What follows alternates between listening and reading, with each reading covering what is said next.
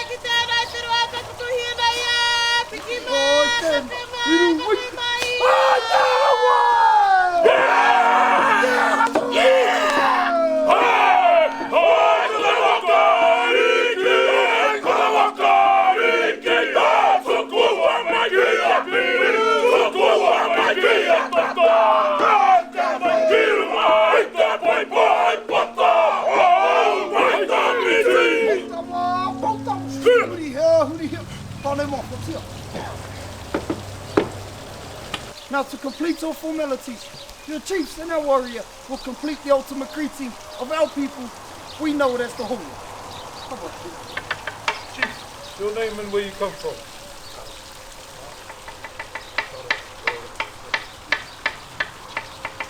Chief, your name and where you come from. Jim, Colorado. Colorado.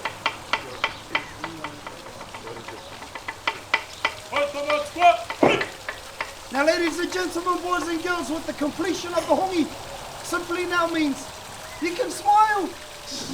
Now you can laugh, now you can relax. So the tense part is all over. All formalities have now been complete. So really, really do enjoy yourself. But most of all, chiefs, you can now breathe. Now, chiefs, you'll be guided safely inside our home by our maidens. For your families, your tribes, they'll follow along behind you. So you should... All right.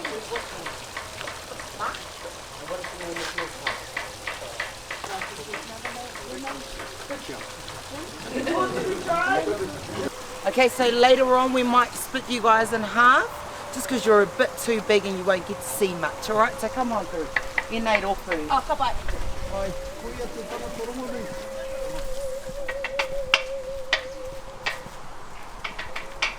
one right here. Guys, come on over this way. Just head across there and facing out to the Kia ora, Chief. Where you from? Tauranga. Oh, you travel a long way. Alright, ladies and gentlemen, coming along here, shifting along. Okay.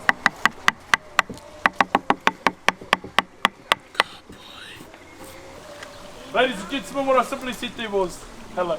Okay, hello. Hello and welcome to our 45 village known as Tawa Ngāhere Pā. Now briefly breaking up the word Tawa Ngāhere Pā. Tawa meaning these tall tawa trees that you see standing high above us. Ngāhere meaning forest or dense bush, and Pā meaning village. So ladies and gentlemen, once again welcome to Tawa Ngāhere Pā. Now ladies and gentlemen, if you just take a look, scattered around our village, you will see these small little huts or houses. These are what we like to call wharekura. Can you all repeat after me? Wharekura. Well done. Wharekura meaning houses of learning or school. Each house represents a different ancestor, a different aspect about we the Māori people. But what this house is dedicated to two formidable art forms. One being whakairo, which is our wood carvings. And the second one being tāmoko, which is our facial and body markings. Now, if you take a look at the apex of each building, now there is either a car-figured head or a car-figured statue. That represents the ancestor of that particular house. It's dedicated to our mother, right side dedicated to our father. Anybody want to take a guess on why the left side is dedicated to our mother? What's that? The heart. Yes, you're right. Okay, yes, it is the closest to the heart. Now, you were inside your mother for around 9 months. Okay, they nurtured you. Without them, we would not be here today. Wrapped in plastic and attached to a piece of string or twine. It is used to beat on the back and palm of our hands, shoulders and forearms to denote sound and rhythm. Now the poi is also to depict the wing patterns of our birds and insects in flight. However, the traditional poi was not as luxurious as you see here. It was actually rock. It was wrapped in rope or swamp reed. Then it was attached to the inner fibres of our flax plant we call muka. Now the traditional poi was to do exercises like so for hours and hours on end for the manipulation of our hand-held weapon. You may have seen our warriors holding in the opening ceremony. Now due to the introduction of the musket, our warriors no longer needed the poi, so they put it aside. Many years later, us ladies brought it back up. We modernised it to keep it alive in our culture, and now we use it to tell stories through song and dance. Alright Chief, since it is a woman's item, I have 3 spare pois over there. You're going to select for me 3 lovely ladies to come on down and I'll teach you my short poi. Yeah, yes. About one on this side, one on the far end. Excellent, come on over this way.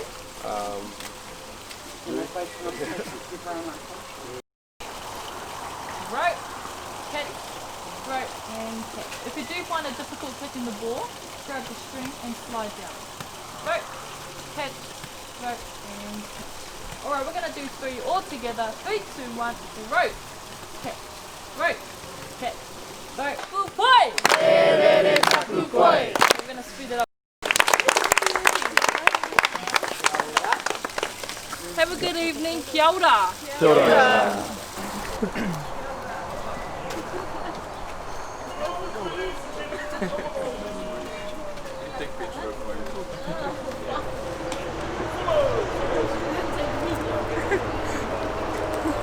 So within this house of learning, we dedicate to the HONGI and also the weaving of our people. So I'll be giving you an insight into the HONGI. So in days of old, right up to the current day, this is a method we use to cook our food. Beginning at the bottom, digging a pit out of the ground, collecting timber, stacking it on top of each other, with our last material being our river stones. It was done through this plant here. We call it harakeke, but you may know it as flax or New Zealand flax.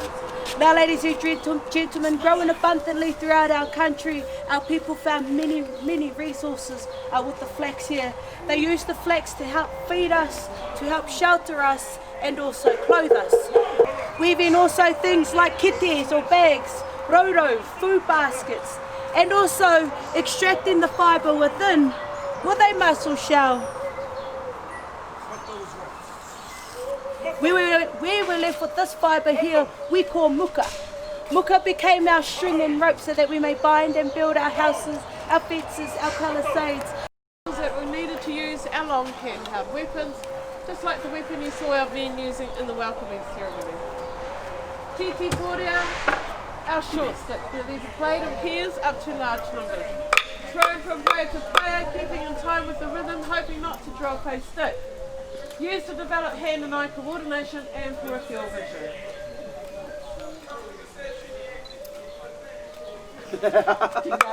Round of applause. Okay, so have we played musical chairs? Yeah. Alright. Same thing. I'll just explain it very soon. So, if you can repeat after me, Maui. Alright, now when I say Maui, what you have to do is let go of their stick. And you have to physically move to the stick to your left and catch it before it drops to yours. Oh, drops to the ground, sorry. Now, Maui. There we go. Maui. Maui. Maui. Awesome. Round of applause. That's step one. Step two, we're going to say Mato. Mato. Mato means right. When I say Mato, you're going to move to the right side. Are you ready? Mato. Maui. How about a round of applause? Thank you very much. Yeah. Come over here, Ben. Maui. Mato. Oh, round of applause. Pāwa kōtuku, kia ora. Kia ora. Kia ora, welcome to this area of learning we dedicate to probably one of the most renowned aspects of our culture we call the HAKA. Can you try that word after me? HAKA. HAKA. On the Bumbo and Tisi, it's HAKA! HAKA! Now, can anybody explain to me what the HAKA is? Yep, exactly those words, well done. Can I have all the men forward? Just come down. Okay, in line with your chief, facing the ladies. Facing that way as well.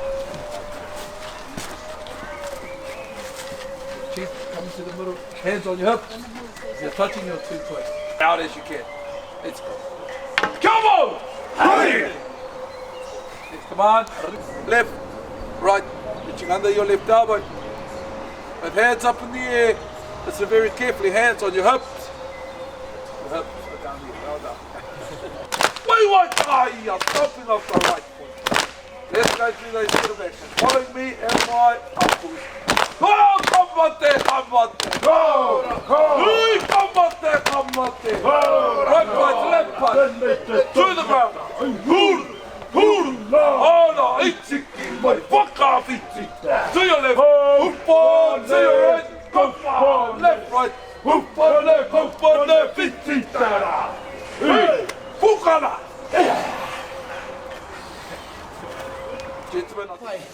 Ladies and gentlemen, once again, kia ora. Kia ora. Now, hopefully inside our village, you learnt a little something about our people, how our ancestors once educated and entertained the young generation in days of old. So fun games, fun activities, hands-on practical things are really, really good for our people. But the sound of the putatara, or the conch shell, indicates your food is now ready. Are you hungry? Yeah. Can you repeat after me? HONGI. The traditional earth oven, or the method how our ancestors cooked their food, it was steamed underground. Now I do believe my cousin inside our village, he should have given you a brief introduction on how you could create your own HONGI when you head back home. Correct? Beautiful, so he's given you some basic steps folks, a beautiful blueprint to follow. Now if you stick to the blueprint as best as you can, leave your first to 4 hours, hopefully by the time you uplift your HONGI meal, it should look a little something like this. So it's a great way for catering for large occasions.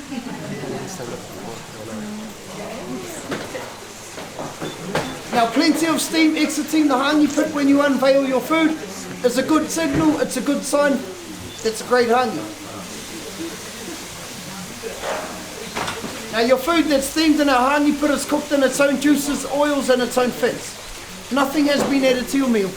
We leave that up to you when you're about to dig into it, so it's a healthy way to cook. So you have a magnificent feast that's been prepared for your meal early this evening by my 2 cousins. Ladies and gentlemen, how about a big round of applause for your chef? Ladies, you're looking for a husband? Find the Maori boy, we can cook. Now my cousins do need to get your food indoors to keep it warm, get it ready to serve. You're going to make your way to the middle of our house again. Come on, Evan, take a seat on the other side there.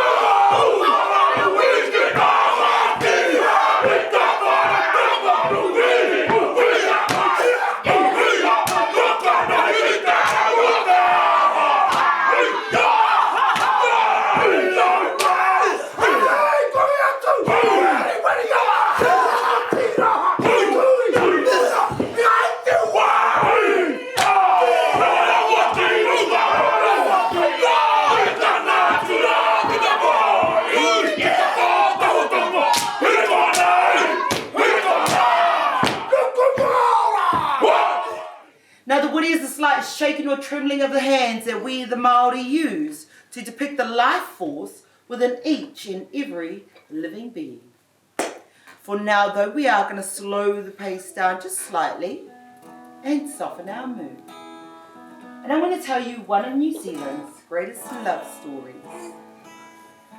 Now this is about two of my great ancestors that lived in this area, and their names were Hinemoa and Tutanekai.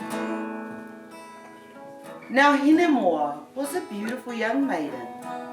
She was also a princess who resided on the eastern shores of our lake in Ōwhaka.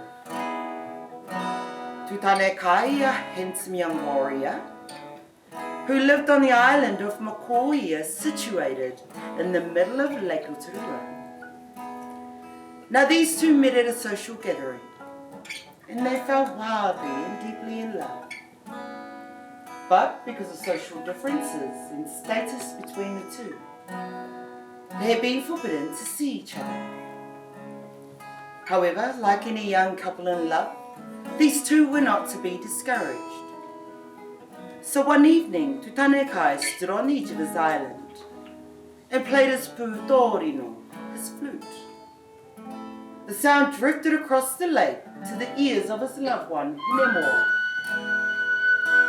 And upon hearing this sound, Hinemoa crept out of her house and ran the rest of the way down to the lake shores, only to find that her father had pulled all the canoes high up onto shore, leaving her with no way of getting to her loved one.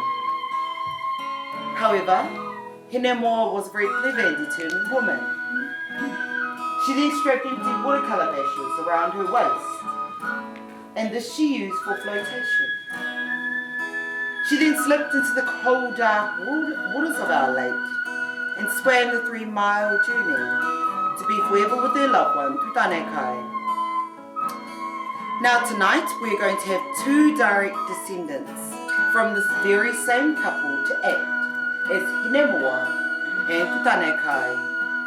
And they're going to sing one of New Zealand's famous love songs, Ho Kare, Kare Ana. Kia ora.